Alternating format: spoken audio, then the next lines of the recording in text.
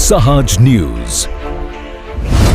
જૂનાગઢમાં લોકગાયિકા પદ્મશ્રી દિવાળીબેન ભીલની પ્રતિમાનું અનાવરણ. 85મી જન્મ જયંતિ નિમિત્તે શ્રદ્ધાંજલિ. નમસ્કાર, સહજ ન્યૂઝ સાથે હું છું પ્રિયા.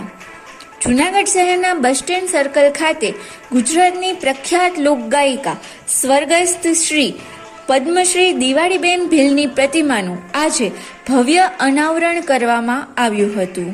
દિવાળીબેન ભીલની 85મી જન્મ જયંતિ નિમિત્તે યોજાયેલા આ કાર્યક્રમમાં શહેરના આગેવાનો, લોકચાહકો અને નગરજનો મોટી સંખ્યામાં ઉપસ્થિત રહ્યા હતા.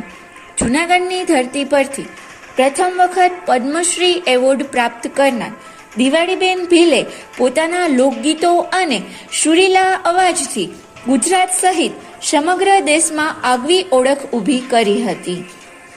સામાન્ય જીવનમાંથી ઉઠીને લોકસંગીતના ક્ષેત્રમાં અસાધારણ યોગદાન આપનાર દિવાળીબેન ભીલ જૂનાગઢ મહાનગરપાલિકાના 12 મંદિરમાં તેડાઘરમાં ફરજ બજાવતા હતા. સાથે સાથે લોક કલાકાર તરીકે દેશભરમાં તેમને પ્રસિદ્ધિ મેળવી હતી.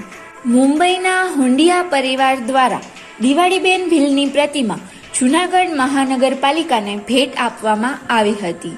ત્યારબાદ મનપા દ્વારા બસ સ્ટેન્ડ સર્કલ ખાતે પ્રતિમાનું વિધિવત અનાવરણ કરવામાં આવ્યું હતું.